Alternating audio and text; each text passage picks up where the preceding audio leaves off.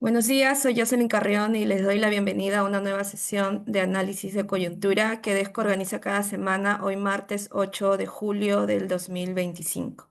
En esta sesión vamos a conversar sobre comunidad LGTBIQ+, derechos e igualdad. Y para ello nos acompañan hoy dos expositores, Manuel Cárdenas y Maju Carrión, a quienes agradecemos desde ya por acompañarnos en esta mañana. Dicho sea de paso, la congresista Susel Paredes no podrá participar esta vez debido a complicaciones de salud, por lo que pedimos las disculpas del caso al público. Bueno, entonces hoy día vamos a cambiar un poquito la dinámica. Primero vamos a comenzar la reflexión con Manuel Cárdenas y luego de su intervención vamos a recoger consultas, preguntas, acotaciones para que Manuel pueda absolverlas y posteriormente ya iríamos con Majo. Bueno, entonces Manuel, él es educador titulado por la Pontificia Universidad Católica del Perú y magíster en Ciencias Sociales por la Facultad Latinoamericana de Ciencias Sociales. Manuel es docente universitario y ha trabajado como capacitador, asesor y ha sido miembro de jurado de tesis de grado y de posgrado. Manuel además tiene una especialidad en investigación cualitativa y sistematización de experiencias. Gracias, Manuel, por acompañarnos. Te dejo en el uso de la palabra. Un gran gusto estar con ustedes, con todas, todos y todas. Es un gusto grande participar realmente. Quiero agradecer en especial a Molvina, a nuestra Molvina y a Desco, ¿no? Cuando Molvina me planteó por WhatsApp, y luego conversamos telefónicamente, pensé que debía aglutinar en esta conversación que vamos a tener mi experiencia como activista, eh, incluso como regidor metropolitano y lo que ha planteado nuestra compañera, mi caminar académico, con el día a día, ¿no? Con lo que uno vive cada vez que tiene que venir al trabajo, en el corredor rojo, tomando el tren eléctrico o el micro o la combi, ¿no? Entonces, una primera pregunta que me asaltaba, viendo el agotamiento, el cansancio de nuestra gente sometida a este neoliberalismo mercantil de estos años, ¿no? Ya en destrucción, en degeneración, en ese caminar a veces eh, que muestra tanto cansancio, ¿no? Me puse a pensar, ¿qué somos? ¿Quiénes somos? Dentro de este conglomerado mayor, si tuviéramos que definir quiénes somos los LGTB, las personas de las ciudadanías disidentes, ¿qué diríamos? Giancarlo Cornejo, un investigador gay también y estudioso en nuestras diversas salidas y entradas, nos define como una comunidad imaginada, un conglomerado de colectivos y personas que compartimos historias de discriminación, dificultades laborales, pero también ideales de libertad, de búsqueda de poder vivir en tranquilidad, como todos los peruanos, ¿no? El elemento que tal vez se remarca más entre nosotros es este tema de la discriminación, el producto de una orientación, yo diría más que solo sexual, una orientación afectiva, una orientación emocional, ¿no? Que busca salirse del amor entendido como la relación de pareja cerrada, limitada, para vivir también el placer, ¿no? Y poner eso adelante nos lleva a ser esa comunidad imaginada, que no es necesariamente solo un movimiento social, que es más y es menos, que son colectivos que se arman y que tienen una historia y que luego se deshacen. Por eso yo diría que al igual que los celajes de nuestro cielo andino, en que cada color resalta con su belleza inesperada en la humanidad, somos diversos. Cada uno de nosotros es diverso. Cada uno de los presentes tiene una característica que lo hace diferente al otro. Cada uno de los que nos escucha, que participa, tiene su forma de ser, de vivir, de amar, pero también su expresión de género, de ser varón, de ser mujer, ¿no? De amar y de recibir el amor. Los universales, aquellos que se construyeron desde las epistemologías más antiguas, no permitieron ver esa diversidad. Nos homogenizaron, nos unificaron en categorías sólidas, únicas, sobre las cuales nos medimos, ¿no? Entonces, pensar en que todos somos iguales, en que todos en este país somos iguales, pasa a mirar por también nuestra historia y mirar esa diversidad que somos como Perú, como nación en construcción, como diría María Tegui, ¿no es cierto? Que ha recibido una carga colonial tremenda, ¿no? Nosotros somos herederos, todos nosotros, de esa suerte de dispositivo eh, sexo, género, raza, que nos hace discriminarnos, que nos hace mirar qué color de piel tenemos.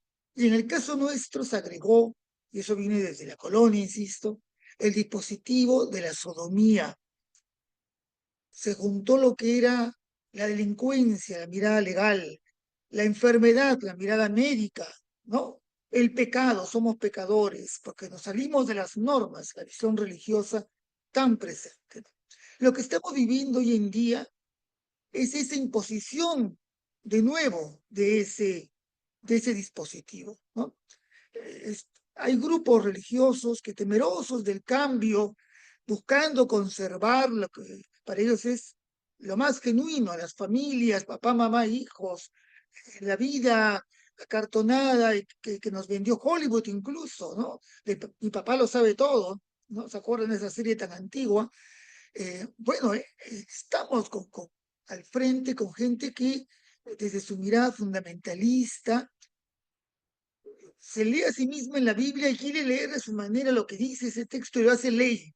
Y nos enfrenta y nos dice, ustedes son pecadores, delincuentes, son perversos, abyectos, seres que no deben existir, ¿no? Y nos fustigan, nos castigan.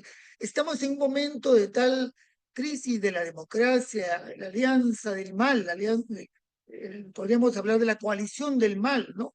En que están estos grupos de poder, de izquierda, de derecha, extrema, pero también de la izquierda extrema, ¿no? Que están aliados en esa mirada conservadora. eh, Nos ha llevado a un punto en que estamos ya en el filo de la navaja. No podemos olvidar que el año pasado, y yo estoy seguro que Maju va a traerlo mucho mejor que yo, se nos catalogó, porque también se nos catalogó a nosotros, no solamente a las compañeras trans, también a nosotros, ¿no? De seres que estamos fuera de la ley, fuera de lo que debería ser eh, lo esperado, la ciudadanía que se nos prometió, se nos hace agua, se nos deshace, ¿no? Escapa de nuestras manos. En esa sociedad entonces, marcada por eh,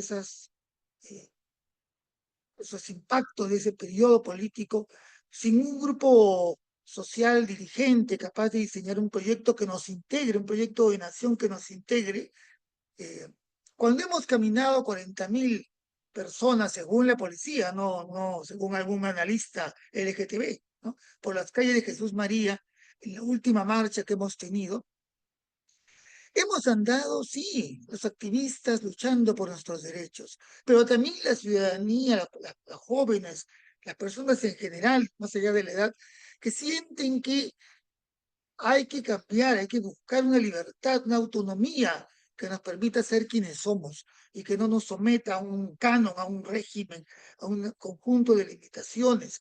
Esas limitaciones ya no van con la vida real, no escapan de lo que sucede en las familias cotidianamente, el feminicismo, perdón, eh, o la muerte de mujeres, ¿no? Asesinadas por odio, igual que nosotros, LGTB, ¿no? Nos delata que las cosas han ido cambiando y están llegando a niveles extremos. Alguien podría decir, sí, pero eso no es nuevo. Sí es nuevo porque va cobrando colores, formas, texturas, ¿no? Diferentes. El año pasado en Buenos Aires incendiaron la casa de unas mujeres lesbianas. Hace poco en Tacna han matado de una manera terrible a una mujer trans, ¿no? Los hombres gays pasamos un poco más desapercibidos porque nos dice que somos cisgénero, nos disfrazamos, pasamos por ahí. Pero ¿eso a dónde nos lleva? ¿A qué nos lleva? A la vergüenza, al meterse en un lugar oscuro y no querer salir, ¿no? No mostrar realmente quién eres. Entonces,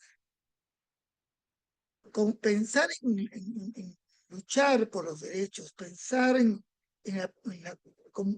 esta comunidad marginada LGTB, es pensar en todo ello, es pensar en toda la población de nuestro país que está sometida económicamente, políticamente, pero también moralmente, también de manera clara por un conjunto de normas que la cohíben como tal, ¿no? Hay un conjunto de colectivos que han ido caminando, el más antiguo, el MOL, ¿no? Que ya cumplió más de 40 años, que son esa esperanza de que podemos trabajar juntos, ¿no? Que podemos organizarnos y levantar banderas, banderas que tienen que renovarse, banderas que no son solamente por nuestra orientación sexual, por el son también y deben ser también banderas por una lucha de clases en que podamos luchar por los más pobres de nuestro país, ¿no? Contra la discriminación por raza, por procedencia, por idioma. No podemos dejar que eso no sean también nuestras banderas, porque yo cuando pensaba en esta charla decía, tal vez no soy el más adecuado para hablar, ¿no? O sea, es cierto que he tenido la experiencia de estar en el gobierno municipal, de querer con un conglomerado de fuerzas de izquierda sacar una ordenanza contra la discriminación y darme de porrazo con que también en la izquierda hay una suerte de cuestionamientos. Como militante de izquierda los viví cuando yo estaba en el partido mariateguista, en la juventud mariateguista, allá en la universidad hace más de 40 años atrás, pero uno piensa que las cosas han evolucionado, ¿no? Y no, no salió la ordenanza, ¿no? Pero, pero vamos, no es solo eso, es ser capaz de tejer otros puentes, más puentes, ¿no? Con otros grupos. Entonces, en esta lucha por la igualdad, decía yo, tenemos que ser capaces de construir esas banderas. Me hubiera encantado que estuviera por mí un joven de un barrio marginal de la ciudad, con problemas de luz, de agua. Yo soy medio clase mediero, profesional, pero justamente porque he podido estudiar es que me doy cuenta, ¿no? De estos dispositivos, como les contaba, el dispositivo de género, raza, ¿no? Y el dispositivo de la sodomía, que actúan en la sociedad, ¿no? Que vienen de tanto tiempo atrás, que nos obstaculizan crecer como seres humanos, vamos, es muy complicado. Entonces, eh, eso nos debe llevar más que nunca a luchar con fuerza, con denuedo, con reflexión, con pensamiento, con claridades teóricas, porque las necesitamos tener claros nuestros principios, nuestras ideas, a qué apostamos. Queremos una democracia radical, queremos una democracia en que todos participemos, no queremos una cosa ficticia como la de ahora. Nos duele, nos apesta estos personajes como Muñante, como la Pastora, pero ellos son parte de esa alianza, esos grupos conservadores que se han tejido y que entonces son una férrea pared contra toda posibilidad de constituirlos como sujetos y ciudadanos plenos. Ahí me quedo, Jocelyn, ¿qué te parece? Tú me dirás. No, sí, gracias, Manuel, por compartir también desde tu propia experiencia, ¿no? De lo que sientes, esta reflexión, para poder también nosotros y nosotras acercarnos también al día a día también de lo que pasan compañeros y compañeras de la comunidad. Invito a quienes están en el público, si tienen alguna consulta, o compartir también algún comentario. Adelante, Pilar. Ya, bueno, antes que nada, muchas gracias. Y yo tengo una pregunta desde la ignorancia y otra, más bien, no es de esa. La de la ignorancia es, yo últimamente he visto eso de cis, pero no lo entendía. Si pudieras explicar un poquito más, porque a veces el problema con las siglas es que la gente cuando escribe piensa que todos conocen las siglas, y yo creo que una cosa que uno tiene que hacer siempre es poner la cicla, pero poner qué diablo significa. Pero De lo acuerdo. segundo es, hubo una época de avance en cuanto a derechos sexuales y reproductivos, pero hoy estamos en el camino inverso. Entonces, lo que quisiera saber es, primero, desde cuándo y segundo, los motivos. Gracias. Tú dirás, Jocelyn, si contesto ahorita, después. Maju también tiene una Perfecto. consulta. Adelante, Maju. No era consulta, sino que era de repente, como el tema tiene que ver con el género, si es que Manuel me permite responder el tema de los cis, pero ya tú dirás, Jocelyn, en qué momento, ¿no? Luisa y luego Mónica. Ya, bueno, muchas gracias por la presentación desde el sentir, ¿no? Desde la vivencia personal. Yo hago parte de Espace Fama Internacional, que trabaja también tiene en su perspectiva estratégica el trabajar por los derechos ampliados de las personas que están más vulneradas, ¿no? Las mujeres, obviamente, porque así nació EFI, y también las poblaciones LGTBQI+. Y a veces, bueno, tengo una pregunta y una observación, ¿no? Soy peruana y entonces sé peruana y piurana en particular, donde el machismo es prácticamente, lo mamamos desde la teta de nuestra madre, es una cosa que nos sale en el lenguaje, que nos sale en las miradas, que nos sale en el cuerpo. Y eso es muy importante porque las palabras tienen mucho, mucho que decir también, ¿no? Mi pregunta es, ¿cómo se sitúa el movimiento LGTBQI+ en el Perú con respecto al feminismo? Porque muchas veces se hacen como falsas dicotomías entre movimientos que pueden ser afines, que son afines en su nacimiento, que uno ha producido el otro, pero que se puede hacer mucha sinergia conjunta. Y por otro lado, ¿cómo se vive eso de que tú has señalado, Manuel, ¿no? De que en la izquierda, por ejemplo, en la izquierda, bueno, hubo el análisis marxista de ricos contra pobres o pobres contra ricos, pero todo el tema de género siempre se dejó para después, cuando las condiciones se produzcan. Y ahora el tema LGTBIQI+ también está dejado para después, cuando las condiciones se hagan. En realidad, ese después significa que no hay posicionamiento o que hay un posicionamiento contra, ¿no? Las palabras, por ejemplo, que dice, y lo digo con mucha afección, Pilar, cuando tú dices en la sigla, que estoy de acuerdo, hay que explicar lo que son las siglas, pero cuando dices, em, hay que decir qué diablo significa. La palabra diablo ya también tiene una carga, ¿no? Allí. Bueno, entonces esa es mi pregunta y la otra es la reflexión con respecto a las palabras que decimos para señalar las cosas, ¿no? Gracias, Luisa. Mónica. Gracias, Jocelyn. Buenos días, Manuel. Buenos días con todas y todos. Gracias, Manuel, por la explicación, por la exposición. Em, Me ha parecido realmente es duro, ¿no? Lo que has comentado, lo comentas además con una expresión, con un gesto en tu rostro que transmite muchísimo ese, esa decepción, ese malestar, esa sensación de sentirse marginado, obviado en una sociedad pues como la nuestra, ¿no? Yo quería consultarte desde tu experiencia, eh, que me imagino ha sido mucha en este largo caminar, ¿cómo ves el tema de la organización entre la comunidad? Porque ciertamente no estamos tan bien como hace 20 años, se ha avanzado, se han conseguido bastantes logros, no todos los que se debieran, pero por lo menos ahora podemos hablar con más libertad de este tipo de temas, sin que parezca extraño, se puede activar.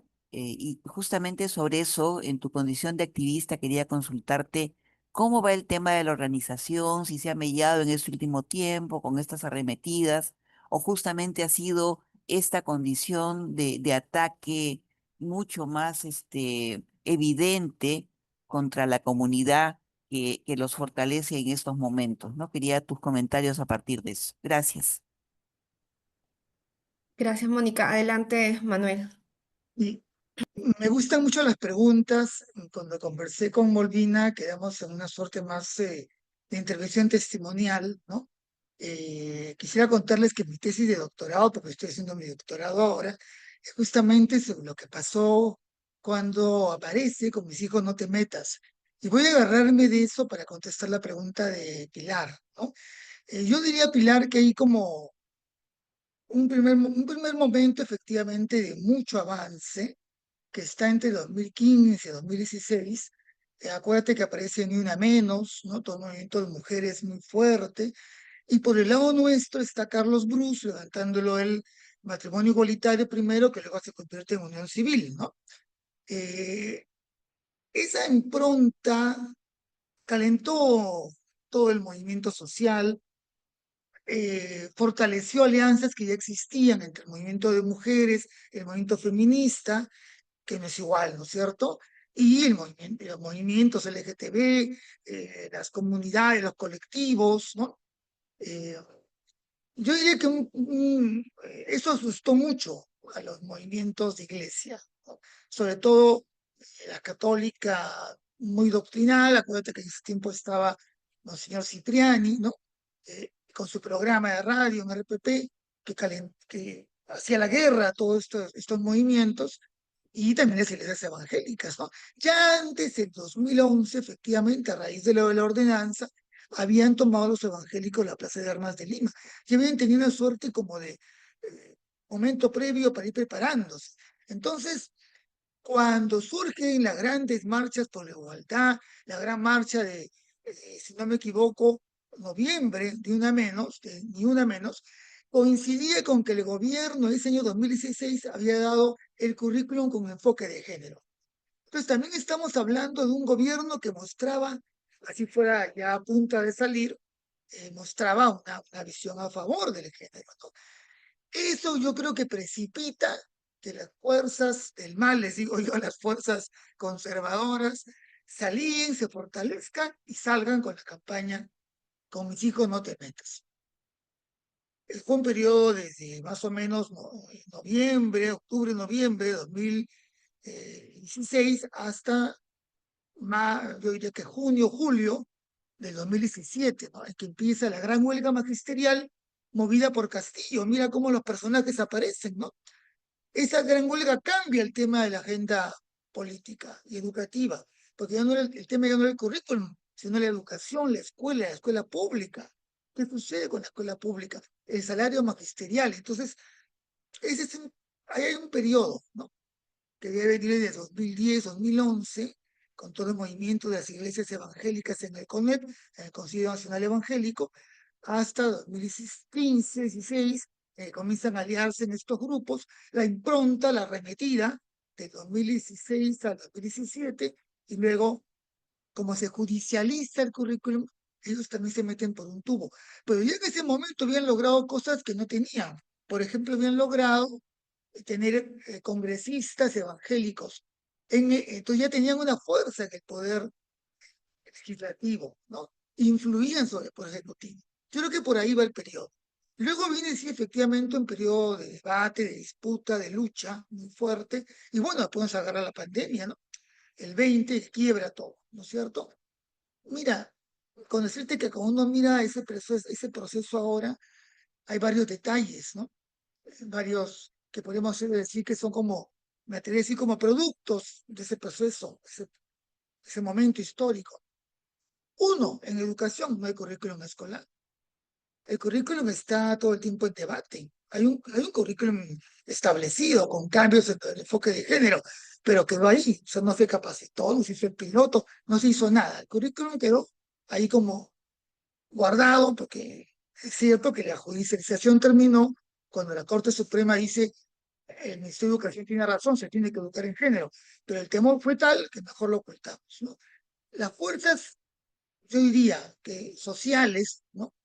Avanzamos porque nos organizamos mejor, más colectivos, surgen los movimientos, y que me corrija Maju, pero creo que un producto también de eso es que los colectivos trans se fortalecen y aparecen en el escenario político con más fuerza por esa lucha, por esa disputa abierta, ¿no?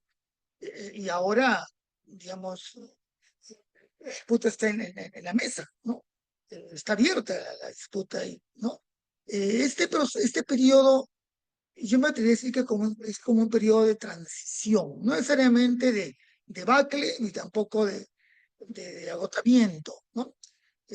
Hay un agotamiento que viene por el desgaste del modelo neoliberal y el modelo político. La democracia ya no dice nada, ¿cierto?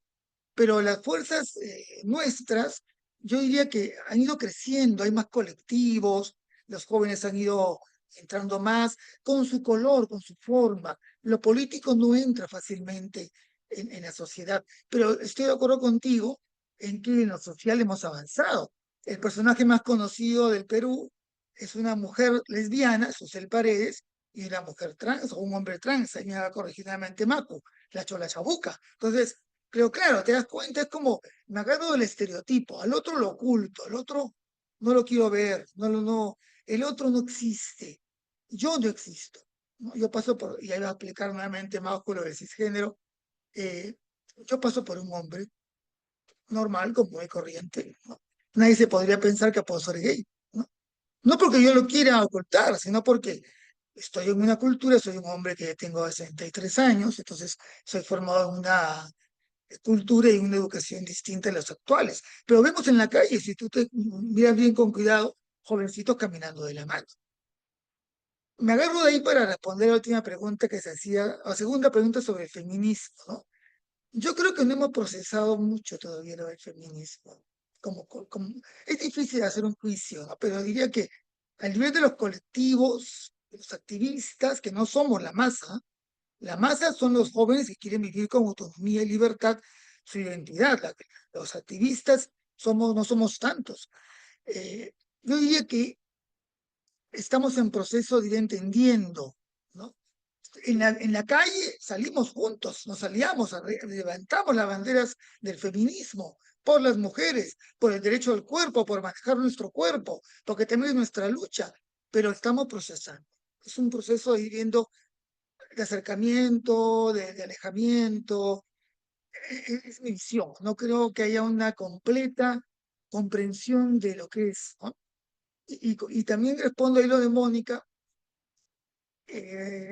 Mira, el MOL, por ejemplo, que como te decía tiene más de 40 años, ya tal vez es un grupo hegemónico, pero es un grupo que resiste, que está fuerte, y que cuando la alcaldía Jesús María le cerró el local, muchos salimos a pelear porque el local se abra, ¿no? Y así como esto hay otros grupos nuevos, o sea, los grupos antiguos y grupos nuevos nos vamos consolidando. Hay grupos como Chinacu, grupos como Más Igualdad, que surgieron con una temática por el tema del matrimonio civil que se mantienen, que incluso se han logrado hacer ONG, entonces van a poder hacer proyectos. eh, Ha ido cobrando diferentes facetas, diferentes, otros que han desaparecido. eh, y si hay un diálogo en esos grupos muy fuertes con el tema del el lugar de las mujeres, el lugar del feminismo, qué nos dice el feminismo a nosotros, cómo nos apropiamos del feminismo en una lectura latinoamericana y LGTB, gay, ¿no? Trans, cómo los maricas de este país nos agarramos con fuerza y hacemos nuestras propuestas políticas, incluyendo todas esas banderas. Creo que estamos en proceso de construcción, como toda la sociedad. Y estoy de acuerdo con lo que también decían, que la sociedad ha avanzado mucho, más que que nosotros mismos, ¿no? Hay mayor aceptación, y obviamente, que la que existe en la escena oficial, ¿no? En la escena oficial estamos negados totalmente. Eso. Gracias, Manuel. Bueno, no sé si haya alguien más que desea agregar alguna consulta, hacer un comentario para Manuel. Sabemos que Manuel también tiene un tiempo limitado para acompañarnos hoy. Jocelyn, si me Sí, Luisa. permites, justo para resaltar en lo último dicho, me parece justamente, y no sé, me parece desde afuera, ¿no? que hay como una falsa contradicción entre el feminismo, pero no sé si es por el conservadurismo peruano, el feminismo y los derechos de todos los grupos disidentes de las diversidades, ¿no?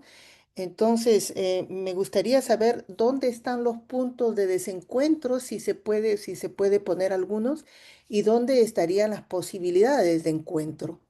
Porque hay como un encuentro natural que siempre ha habido desde el inicio del feminismo, pero que tal vez, no sé, tal vez en Europa se ven más y en el Perú menos por la cultura tan conservadora y por todas esas derivas que ha tenido la política nacional, ¿no? Te prometo pensarlo un poco más, Luisa, pero lo único que se me viene a la mente ahorita es, yo decía que estamos en un proceso de transición porque es como que, es como una banda sin fin, ¿no? Estamos siempre los movimientos, los colectivos, mejor dicho, LGTB, encontrándonos con nuestras banderas, con nuestras propias banderas, ¿no? O sea, y a su vez con el otro pie, queriendo mirar luchas de otros grupos, luchas de los trabajadores, luchas de las mujeres, luchas de los grupos, los colectivos, de poblaciones originarias, ¿no? Hay muchas luchas a la vez. Entonces, estamos como en un proceso de ir, ese proceso de mirarte, que puede ser medio endogámico y ahí hay un límite, no debería ser así, pero existe como tal, no nos permite mirar más allá. Y si miramos más allá, es como ir procesando poco a poco, como cuando comes algo que te interesa, pero que no sabes bien qué cosa es, ¿no? O sea, eh, no sé, comes un ceviche que te gusta, pero a su vez, ¿de qué estará hecho? ¿Será pota? ¿Será pejerrey? ¿Qué será? ¿Qué pescado tiene esto? Entonces, sí, la lucha, por ejemplo, por el cuerpo, que es la lucha también de las mujeres, es una lucha nuestra, ¿no? Es una lucha nuestra. Pero yo decía que qué tan conscientes somos de eso es como ir poco a poco, ¿no? Y ponerle además el título feminismo ya también cuesta un poco, o sea, es mi mirada, ¿no? O sea, producto de ese mirarse primero a sí mismo. En una sociedad que te discrimina, que te está todo el tiempo supervisando, que te está vigilando, quién eres, cómo mueves las manos, cómo hablas, esa vocecita que tienes. Entonces, es bien delicado, ¿no? Es bien eso. Está Violeta, un gusto. Violeta, Gustavo, Mónica, Gustavo Riofrío, qué gusto. Un ratito lo pude ver. Hola, Violeta, Manuel. adelante. Sí. Ahí ¿Qué está tal? Gustavito.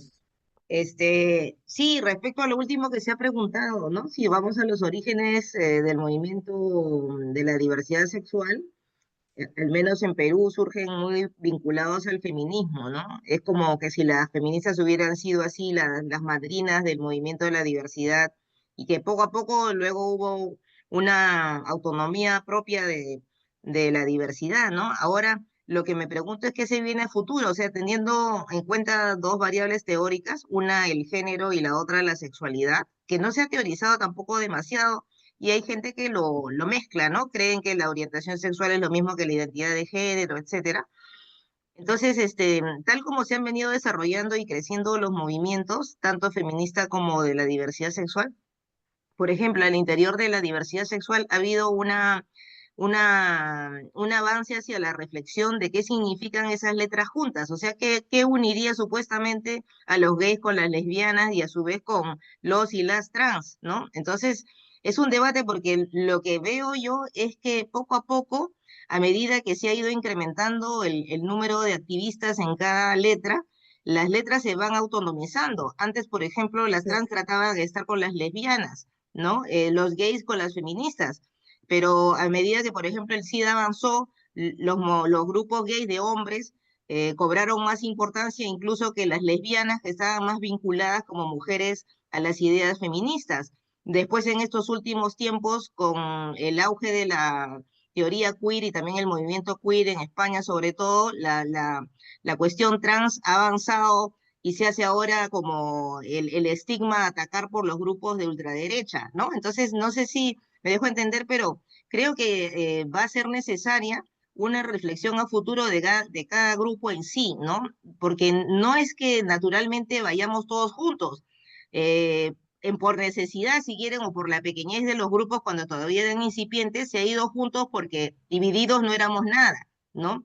Pero a medida, como digo, que van creciendo en importancia, los grupos van tomando un cauce distinto. Incluso a veces se ve una suerte como de derechización de grupos de hombres gays, sobre todo en otros países, que nada tienen que Sí, hacer ya con el feminismo, ¿no? Entonces sí, también falta, creo que mucho, la reflexión política más allá de lo identitario, más allá de solamente el género y la sexualidad, porque como he logrado hoy, disculpa que Manuel que llegué un poco tarde, hay que considerar que una cosa es ser movimiento político y otra cosa es ser movimiento solo identitario, ¿no? Que me junto para que me den un derecho. sí, Cuando busco la política es por otras cosas, tengo una ideología. Ser mujer no es, no es tener una sí, ideología, ser feminista sí es tener una ideología, ¿no? Y eso es lo que todavía creo que claro. falta mucho por reflexionar y por construir también. Sí, de acuerdo totalmente. Suscribo. Suscribo y pido perdón, disculpas, que ya me están llamando del trabajo. Ya, Manuel, Pido mil disculpas. Muchas gracias, ha sido maravilloso que haya una segunda, Molvine, compañero de Desco, que haya una segunda para seguir conversando. Un abrazo grande, Majo, y muchas gracias, Majo, por tu comprensión. Muchas gracias, Chao, Manuel. Manuel, siempre lindo escucharte. Gracias. Gracias, Manuel, por acompañarnos. Todos los martes estamos aquí para que también puedas sumarte a conversar sobre otros temas y seguramente más adelante volveremos con este. Claro que sí, Bueno, muchas gracias. gracias. Bueno, entonces continuamos. Ahora vamos a dar la palabra a Maju Carrión. Ella es una mujer trans, investigadora, comunicadora social y activista por los derechos de las mujeres en su diversidad. Su trabajo aborda temas como cuidados, ley de identidad de género, salud integral trans, trabajo sexual y justicia social. Maju tiene una destacada labor tanto en medios de comunicación como en espacios de incidencia política. Además es directora de la Asociación Transformar Perú, coordinadora del Comité de Incidencia Política por los Derechos Trans y representante de la comunidad trans ante CONAMUSA. Gracias, Maju, por acompañarnos. Te dejo en el uso de la palabra. Gracias, Jocelyn. Gracias, Malvina, por la invitación nuevamente y buenos días con todas y todos.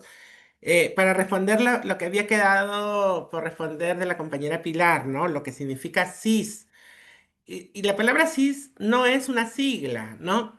La palabra cis es un prefijo que se antepone, como por ejemplo podríamos decir cisalpino, ¿no? Que de este lado de los Alpes. O sea, lo cis es todo lo contrario de lo trans. Una persona cisgénero es una persona que está de este lado del género, o sea, es una persona cuya identidad de género se lleva, se condice con su sexo asignado al nacer. Es decir, naciste con vagina y te identificas como mujer, eres una mujer cisgénero. Si naciste con pene y te identificas como mujer, eres una mujer transgénero, porque estás del otro lado, has transitado. Esa es la explicación no es una sigla, cis es un prefijo que se utiliza para denominar a las mujeres que nacieron con vagina o a los hombres que nacieron con pene, y trans es el prefijo que se utiliza para designar a las mujeres que nacimos con pene y los hombres que nacieron con vagina. No sé si si quedó claro, espero que sí. Bueno, gracias por la invitación nuevamente y Molvina me había dado una serie de temas de los que podríamos reflexionar y el primero que el primer tema era para hablar un poco sobre lo que significa para mí, desde mi mirada personal, el tema del orgullo, ¿no? El tema del Día del Orgullo y la celebración. Yo escuché a Manuel que dijo que habían marchado este año 40.000 personas.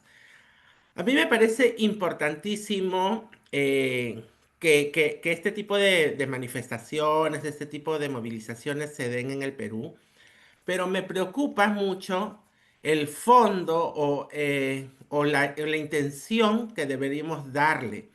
Porque si es que este tipo de marchas no se politiza, no en el sentido partidario, sino en el sentido de buscar una respuesta política a la situación que ahorita tenemos, a la situación coyuntural que tenemos, no sirven para nada. O sea, sirve para hacer una fiesta, para visibilizar la diversidad, para llenar a Lima de todos los colores, eso es hermoso. Pero si no tiene finalmente una respuesta política a lo que está pasando actualmente, termina siendo solamente una fiesta en donde se gastó un montón de plata y no se llegó a nada.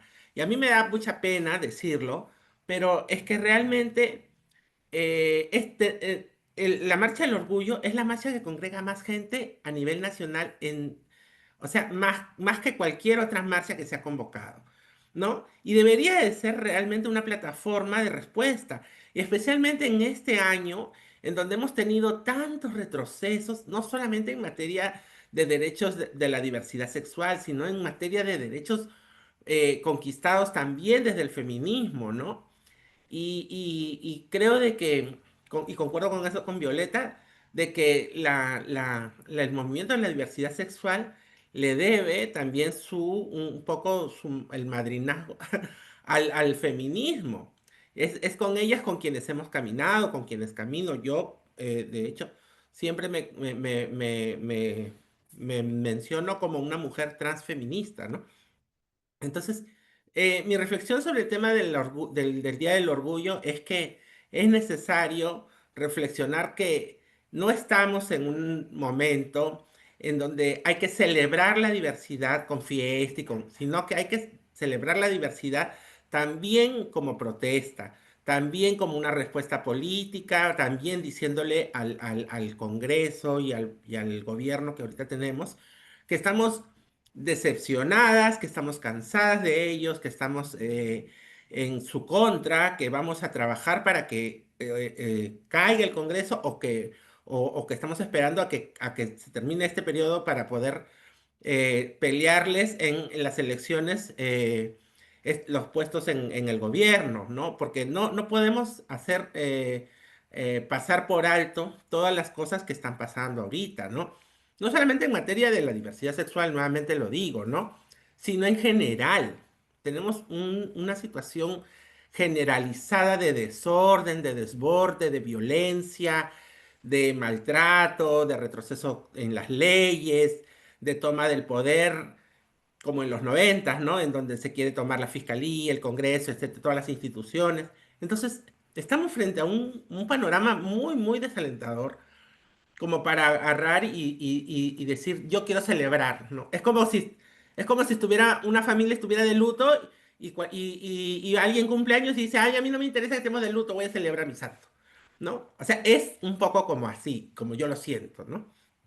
Entonces, y en esa línea, para hablar de los avances sobre los derechos que ha tenido nuestra comunidad o la comunidad LGTB, que se dice comunidad, pero que en realidad no trabajamos como una comunidad, porque muy pocas veces se ve o hay espacios en donde podemos coordinar cosas, mujeres trans con las lesbianas, o mujeres trans con los gays, o los gays con las lesbianas, se ponen de acuerdo dónde está el espacio para los bisexuales, ¿no? Y todas las demás letras que ahora hay, ¿no? Y ahí discrepo, no sé si discrepo, pero con Violeta, pero yo sí no creo de que el movimiento haya crecido al haber más letras en el acrónimo LGTBIQ+, sino que yo siento que se ha fraccionado. De alguna manera, personas han dicho, no, yo no me considero completamente gay, yo soy queer, yo no soy, yo soy intersexual, yo soy asexual, yo soy pansexual y tal, y tal, y tal, y tal, y tal, un montón más de letras que suman al acrónimo, pero que en realidad no quiere yo no siento que haya crecido el movimiento, sino que se ha fraccionado en más letras. Lo que sí siento es que y que es verdad y que hay que decirlo, desde el 2000 en adelante ha habido mayor visibilidad de lo que es la diversidad sexual. Desde el 2000 en adelante, yo tengo 43 años, entonces no soy tan mayor, pero cuando yo era joven, adolescente, en mi adolescencia en la secundaria, yo veía que las mujeres trans, por ejemplo, eran mujeres que primero no existía esta teoría de lo trans, ¿no? Eran travestis y no salían de sus casas de día, eran personas que vivían salían de noche, ¿no? Y no eran bien vistas.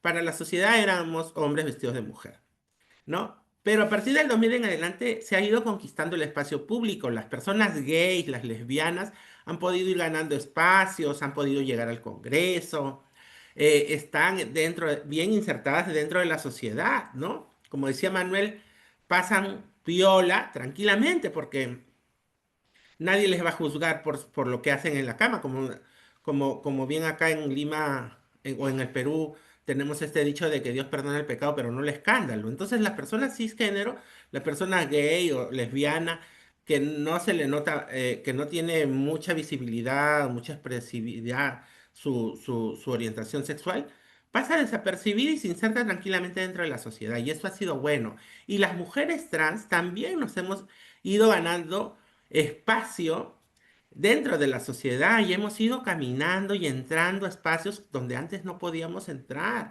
Mujeres trans que no podíamos entrar a un café a tomarnos algo, o no podíamos ir al cine, o no. Hemos ido ganando estos espacios poco a poco. Eso ha sido un avance que no tiene nada que ver con lo legal, porque en las leyes y en el papel no existíamos, no existimos en realidad las personas trans. ¿No? No existen leyes y para la comunidad LGTB en general no existen leyes, no hay matrimonio igualitario, no hay ley de identidad de género, no hay una ley que permita la adopción de menores de edad para las parejas del mismo sexo, ¿no? Entonces, ¿realmente existen avances en materia legal? No lo ha habido, ¿no? Y la comunidad trans lo único que ha logrado ha sido una norma de atención en los centros de salud para las personas que se atienden en el servicio de VIH, ¿no? Esa ha sido la única norma. Y además es tan estigmatizante porque solamente tiene que ver, es relativa al tema del VIH. Como el mundo, el Fondo Mundial, que es el que ha financiado todo esto y que es el que financia en los tratamientos, cómo nos ve como receptoras de retrovirales. Nada más. Ese es el único logro que hemos tenido y ni siquiera ha sido porque es un logro conquistado, peleado y tal, sino porque en las políticas del Fondo Mundial y en las negociaciones con el Ministerio de Salud ha resaltado de que era necesario que a las personas trans, que la comunidad trans, tengan un enganche con el tema de la salud para que sean adherentes a su tratamiento. Entonces, es una cuestión realmente muy triste, ya que en otros países, durante la ola progresista y liberal que hubo desde el año 2000 en adelante hasta el 2016, podríamos decir, que ha mencionado Manuel, de que es donde levantan cabeza estos grupos conservadores de con mis hijos no te metas. En toda esa ola liberal, todos los países consiguieron derechos para la comunidad LGTB, ya sea matrimonio igualitario, ya sea unión civil, ya sea ley de identidad de género para las compañeras. En Argentina muchos avances, ¿no? Que ha sido como el estandarte, el ejemplo aquí en América Latina, ¿no? Pero, y también, obviamente, que toda esta venía desde el norte global, que en Estados Unidos y en Europa los derechos LGTB fueron yendo conquistándose, ¿no? Y acá en el sur eso se reflejó, pero en el Perú nunca. ¿No? En el Perú, como siempre, un baluarte conservador del conservadurismo, acá no se avanzó nada, ¿no? Y los activistas, tengo que decirlo, LGTB, lo único que lograron fue que las personas que viven con VIH puedan recibir tratamiento antirretroviral. Eso ha sido el único logro. En 30 años de activismo, yo tengo 5 años dentro del activismo y siempre que converso con mis compañeros les reclamo por qué no se avanzó más, por qué se quedaron dormidas. Estamos ahora en un momento completamente adverso. Presentar, por ejemplo, ahora una ley de matrimonio igualitario, de la identidad de género o de lo que sea, es imposible en este momento político. ¿No? Y sobre el tema de los retrocesos, más aún es peor, porque, o sea, si ya sabemos que no tenemos casi derechos, ¿no? El tema que este Congreso se ha vuelto completamente adverso hacia la comunidad, especialmente con la comunidad trans, ¿no? Por ejemplo, el tema de la ley de uso de los baños que ha sacado el congresista Muñante, ¿no? Que es en respuesta a qué. Como Comité de Incidencia Política, junto a otras organizaciones, nosotras estábamos impulsando la discusión de la ley de identidad de género dentro del Congreso, ¿no? Y en una de esas reuniones que hemos tenido en el Congreso han ido las compañeras trans. Y ahí es donde la pastora ha levantado su voz de protesta, que ha dicho que los hombres han entrado al baño, y es ahí, a partir de ahí es donde ellos han arremetido contra nuestra comunidad y han sacado esta ley que pretende decir que es para defender a las infancias, pero que en realidad trae escondido este artículo donde se restringe el uso de los baños para las personas trans de acuerdo a su identidad de género. Entonces, nos obliga a usar a los baños de acuerdo al sexo asignado al nacer, y eso definitivamente para nosotras es una ley completamente discriminatoria que además atenta contra nuestro derecho al uso del espacio público que habíamos conquistado en los últimos años, ¿no? Esta norma lo que pretende realmente es segregarnos, ¿no? Nuevamente a la oscuridad en la que vivimos en los 80s, en los 90s, en donde solamente podíamos salir de noche, en donde solamente podíamos ejercer el trabajo sexual, en donde los hombres podían ir a hacer uso de los cuerpos de las compañeras en total impunidad, sin que nadie les vea, ¿no? Entonces, este tipo de avance, de retrocesos en la política que estamos viviendo, también es consecuencia de haber estado mucho tiempo dormidas, mucho tiempo como que complacidas de la situación, no haber peleado más por obtener más derechos, ¿no? Entonces, vemos que el Estado no cumple con cubrir los derechos básicos estoy hablando de la comunidad trans, ¿no? Identidad, educación, salud integral, seguridad, trabajo, ¿no? Las personas trans no pueden conseguir un trabajo o un puesto laboral más allá de la peluquería o el trabajo sexual, ¿no? Y los cuidados, ¿no? O sea, ¿en qué nivel? Si estamos mal en el tema de la salud, en el tema de educación, ¿cómo reclamar, pues, leyes de cuidados para también que incluyan a las personas trans? Entonces, el panorama es eh, bastante feo, no sé, pesimista, ¿no? Pero es la realidad, es lo que tenemos en este momento, ¿no? Y todo esto, como ya Manuel lo ha mencionado, que se entrecruza con otros temas, por ejemplo, el tema de la clase social, ¿no? Hay muchas personas que no son conscientes de sus privilegios, ¿no? Inclusive el hecho de estar en Lima y no ser de regiones también es un privilegio, ¿no? El hecho de la raza, ¿no? Y tantas cosas que nos atraviesan, ¿no? El tema educativo, por ejemplo, ¿no? Cuántas mujeres trans tienen acceso a la educación superior, ¿no? Todo este tipo de cuestiones que también hacen que nuestra comunidad, la comunidad de personas trans, sea una de las más discriminadas dentro de todo el paraguas del LGTB y dentro de la sociedad peruana en general, ¿no? Y creo que por ahí lo dejo para poder conversar con todos ustedes, ¿no?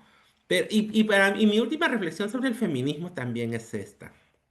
Sí, sí es cierto que Manuel ha dicho de que todavía hay que conversar y todo lo demás, pero el movimiento de personas trans, de mujeres trans, está completamente ligado al feminismo desde la raíz y además porque nos atraviesan las mismas opresiones, ¿no? Y no con eso quiero, y yo por, pero también tenemos que tener en cuenta nuestras diferencias. Entonces, somos parte del movimiento feminista, pero también tenemos que ir respetando las diferencias, las cosas que nos diferencian de las mujeres cisgénero. Y esa es la única manera en cómo vamos nosotras a poder frenar en el Perú, porque en otros países hay un movimiento feminista excluyente de las personas trans, que quieren excluir a las personas trans del feminismo, ¿no? ¿Pero por qué? Porque ha habido excesos en otros países como en España, en donde las mujeres trans han pretendido ya ocupar espacios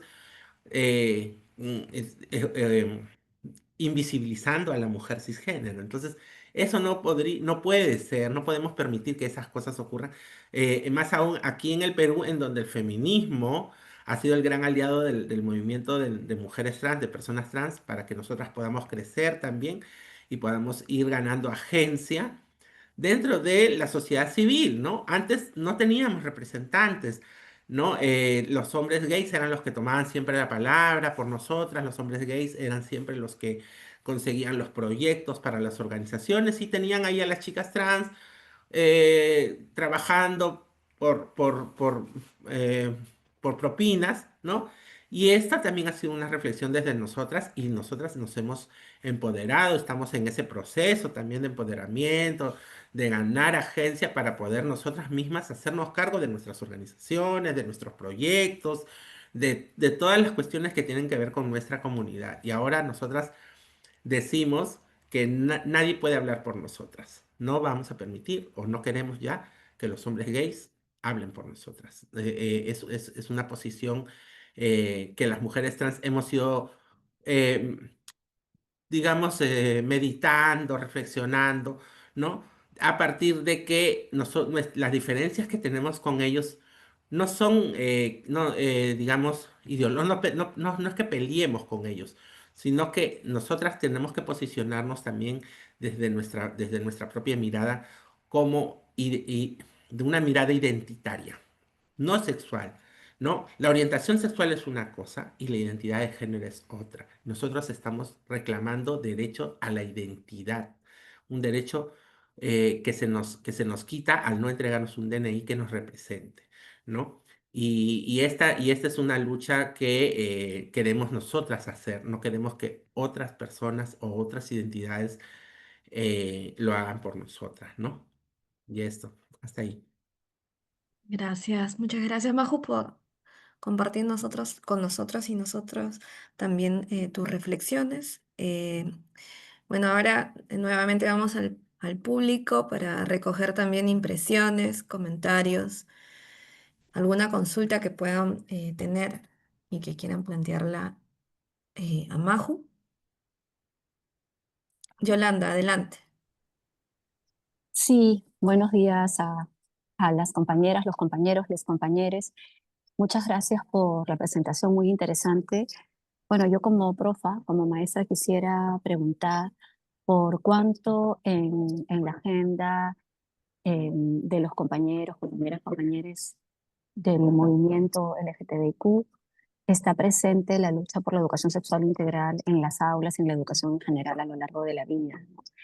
Y cómo evalúan esta lucha, esta incidencia por la ESI en el contexto actual, que sabemos que es profundamente adverso, ¿no? Porque, claro, una de las debilidades que podemos tener en general en el movimiento social y en el movimiento feminista y LGTBIQ es que estemos separadas, separados, separades, que esto implique el fortalecimiento de propuestas ultraconservadoras, antiderechos, ¿no?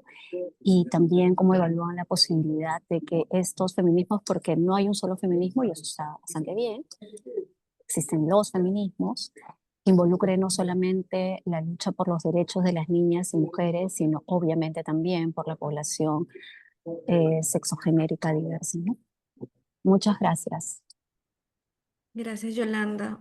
Tenemos también la intervención de Violeta. Adelante, por favor. Y para decirle a lo que me refería Maju era al crecimiento, la masificación, si quieres, del movimiento, o sea, que creció en número, pero es cierto lo que Majo ha dicho, ¿no? O sea, quizás hubieron dos movimientos, uno de aumento de número de integrantes del movimiento de diversidad sexual, si hablamos de todas las letras juntas, pero al mismo tiempo el fenómeno que ella ha descrito, ¿no? Que es de la fragmentación en grupos muy particulares, que habría que también decir a qué se debió, ¿no? Y que es una forma en que se ha desarrollado el movimiento a nivel internacional también. Y otra cosa que quería aludir era en cuanto a los avances, es cierto también, como dijo Maju, que muy poco se logró en cuanto a avances democráticos, pese a estar ya en el momento post-fujimorista. Yo me acuerdo haber sido parte de la campaña que se hizo en el momento de la reforma, del intento de reforma constitucional, no sé si se acuerdan, en 2001, cuando estaba el Congreso de Toledo en ese periodo, y que Henry Pease, fundador de DESCO, también era el presidente de la Comisión de Reforma Constitucional. Al final no se llegó a nada, pero durante más o menos 2 años estuvimos haciendo con MOL una campaña de incidencia para lograr incorporar dentro de las causales de no discriminación del artículo 2 de la Constitución la cuestión de la orientación sexual. Incluso en ese momento lo asumíamos hasta como una suerte de marca genética que era, digamos, no una orientación, sino algo así como una identidad sexual, que ya veníamos nacidos al mundo con una marca que no se podía, por lo cual, estigmatizar a la gente ni discriminar, pero ni así pasó, ¿no? Entonces, no se logró ese avance, así como no se logró ningún avance, y con esto quiero decir que también es una suerte de indicador y de medida el tema de los avances en cuanto a género y sexualidad, de cómo va la cultura política en un país, y que sigue, digamos, el discurrir político de todo el conjunto. No es que, digamos, nosotros podamos ser distintos, o los avances que se puedan lograr en cuanto a género y diversidad sexual puedan ir por otro carril distinto al que va la democracia. Eso nos hablaría entonces también, por ejemplo, ¿no?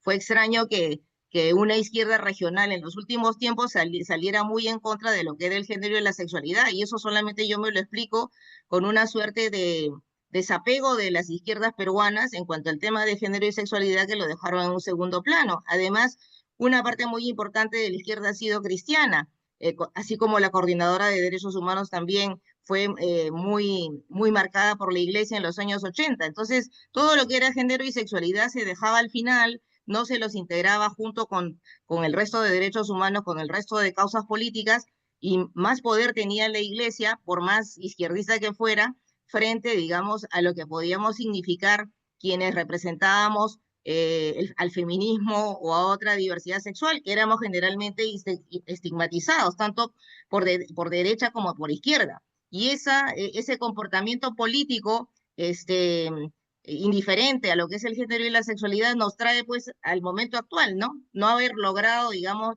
ningún avance, pero lo peor de todo es que ahora esos dos temas de género y sexualidad son usados de punta de lanza por una ultraderecha internacional, que con eso se quiere tumbar a todo el resto de izquierdas, ¿no?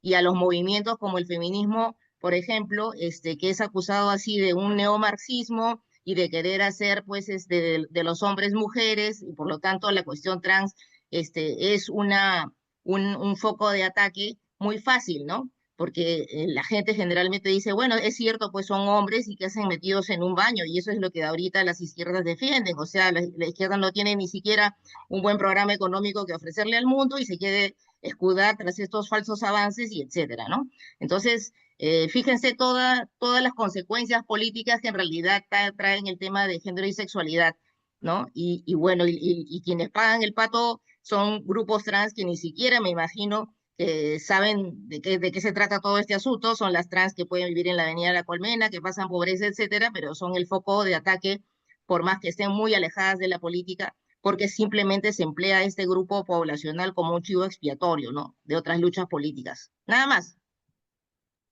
Gracias, Violeta. No sé si hay alguien más en el público que quiera hacer una consulta, solamente para precisar a quienes van interviniendo, si les es posible prender su cámara, les vamos a agradecer mucho. Adelante, Luisa.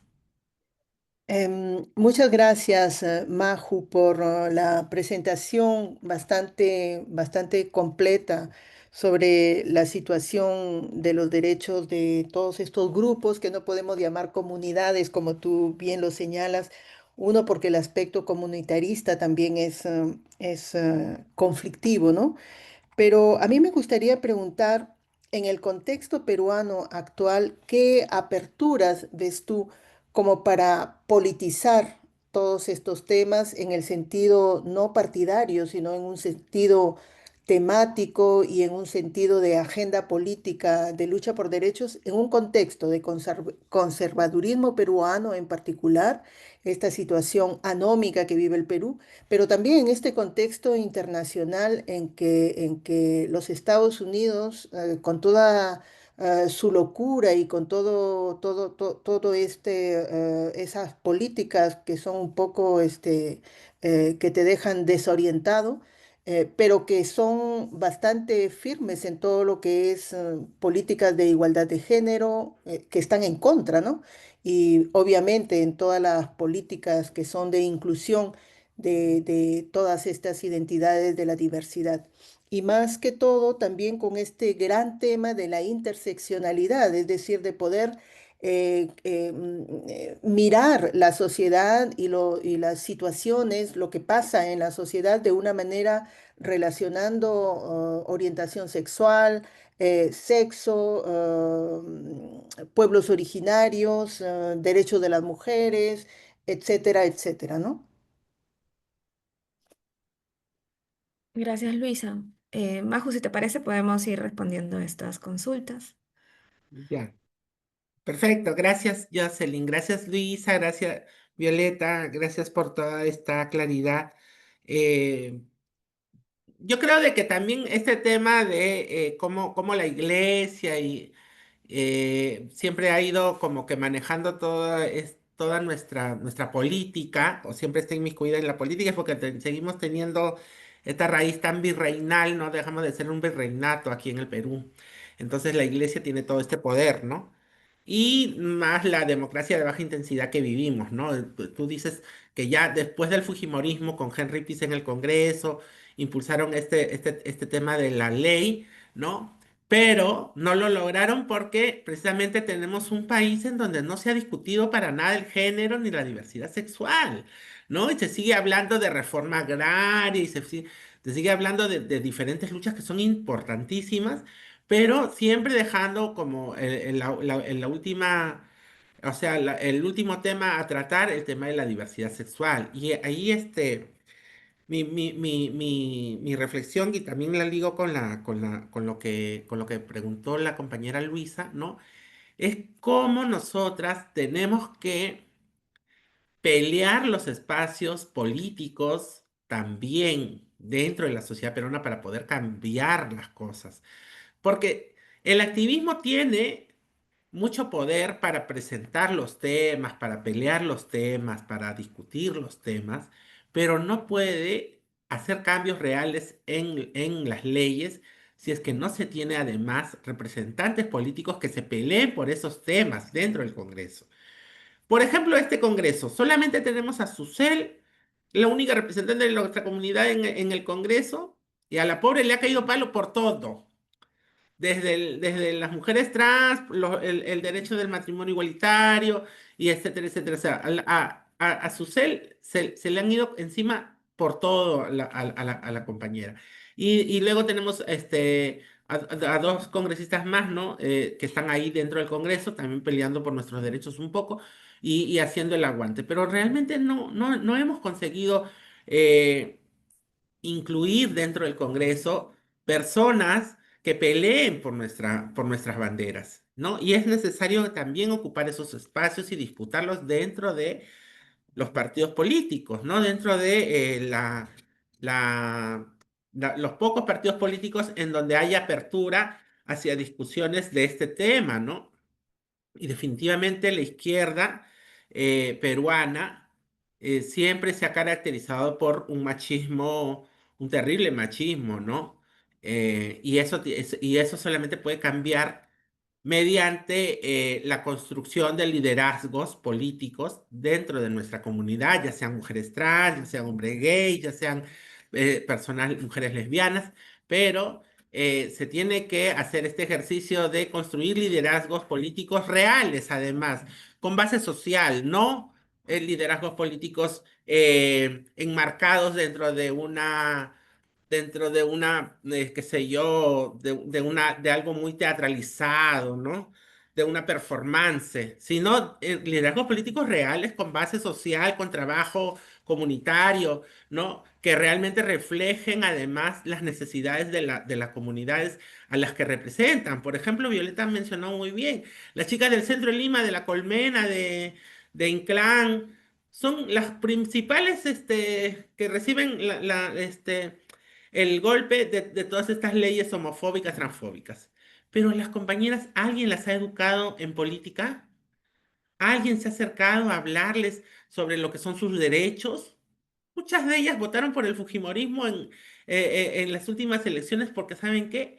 Porque fue alguien del Fujimorismo y les regaló táperes y les regaló algún bono, y todas están contentas con eso porque no tienen una cultura política, porque nadie se ha preocupado de acercarse a esta comunidad y decirle, ¿sabes qué, compañera? Tú tienes tus derechos.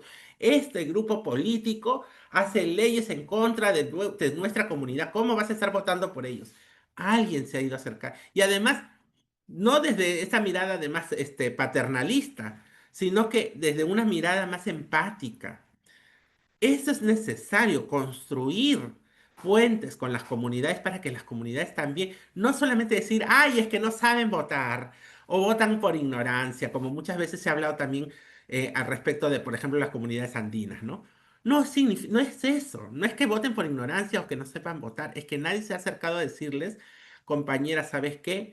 Hay que conversar sobre estas realidades, hay que hablar discutir, organizar grupos de discusión de lo que son nuestros derechos, ¿no? Porque muchas personas engañadas por este sistema mercantilista, capitalista que vivimos en el Perú, muchas compañeras trans creen que por el hecho de tener una cartera de marca ya están insertadas en la sociedad. O creen que por el hecho de viajar una o dos veces a Europa ya son parte del sistema. Y es mentira. Y esa mentira se las ha vendido realmente este sistema, ¿no? Y para responder la pregunta de la compañera educadora, yo siempre digo, si mañana el Congreso sacara la ley de identidad de género, no cambiaría nada. No cambiaría, quizás cambiaría un poquito la vida de las mujeres trans.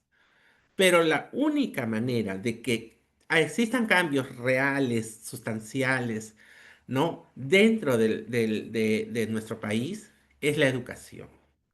Y en ese sentido yo estoy completamente de acuerdo con que nosotras peleemos la ESI, ¿no? De repente cambiándole de nombre, yo no sé por qué meterle sexualidad a lo que tiene que ver con igualdad. Porque sí, durante mucho tiempo se ha hablado de derechos sexuales y reproductivos y tal, y está perfecto, ¿no? Pero cuando hablamos de la educación, yo le daría más un enfoque de igualdad, un enfoque de derechos, ¿no? ¿Por qué? Porque la educación es la raíz desde donde vamos a crear o van a crecer ciudadanos y ciudadanas, ¿no? Que de acuerdo a cómo han sido educados se van a desarrollar en la sociedad en el futuro, ¿no? Y si seguimos teniendo infancias que crecen dentro de este sistema patriarcal, machista, en donde le enseñan al hombre que la mujer tiene que obedecerle, le enseñan al hombre a que a los mariconcitos hay que burlarnos, le enseñan a los hombres a juzgar a la gente por su color de piel, esta sociedad no va a cambiar. Necesitamos una educación con enfoque de igualdad. Por supuesto, la ESI, de repente, quitarle la palabra sexualidad, yo no sé por qué le meten sexo a todo, pero eso es una posición personal, pero necesitamos educación, la raíz de los cambios tiene que ser la educación. Y tiene que ser una educación basada en valores de respeto a lo diferente, ¿no? No como decía el otro día que estaba en Ayacucho en un evento que me invitaron Manuelas, ¿no? A nosotras las mujeres nos han enseñado a ser recatadas, a no vestirte escandalosamente, no caminar por el lado oscuro porque te puede pasar algo. ¿Por qué no le enseñan a los hombres a no abusar de mujeres así estén en la oscuridad? A no manosear a las mujeres aunque se hayan puesto una falda, una minifalda. A no insultar al compañerito gay aunque lo vea manerado, nada, porque es tu igual, porque merece respeto. Ese es el cambio que tiene que haber. No que a las mujeres les enseñen a ser recatadas, sino que a los hombres les enseñen a respetar a la mujer o a la persona que es diferente. Y lo mismo pasa con el tema del racismo y el clasismo. ¿no? Entonces la raíz de todos los problemas está en la educación y es ahí en donde tenemos que atacar con mayor fuerza. Sí, obviamente lo urgente ahora es la ley de identidad de género, pero para que existan cambios reales, lo que tenemos que pelear es por una educación de igualdad. Gracias, Maju, por esta intervención, ¿no? Como un llamado también a la acción. Maju, no sé si te parece compartir alguna última reflexión, ¿no? Ligando también a lo que ya nos has venido comentando. ¿Qué reflexión podría dar? Creo que he hablado bastante y a veces me pongo intensa cuando hablo. Y no, bueno, tampoco no quiere decir de que yo tenga todas las verdades de mi lado, ¿no? O sea, yo estoy exponiendo mi punto de vista, mi posición frente al panorama actual. Y yo creo de que una reflexión muy importante es seguir disputando la narrativa, seguir disputando los espacios de discusión, ¿no? Seguir apuntalando estos espacios de resistencia como son el feminismo y los movimientos de las disidencias sexuales, LGTB, mujeres trans, ¿no? Eh, aunque no nos enunciemos feministas, yo en un principio no me enunciaba feminista, pero tenía una práctica feminista en mi vida de toda mi vida. Entonces, yo creo que primero actué como feminista y después conocí el feminismo y dije, ah, ya, yo soy de aquí, ¿no? Entonces, ¿por qué es necesario apuntalar o acompañar la lucha de las minorías, del feminismo y de la diversidad sexual, o la lucha por ejemplo, la lucha por Palestina? Todas, porque siguen siendo respuestas políticas y grupos de resistencia en este momento.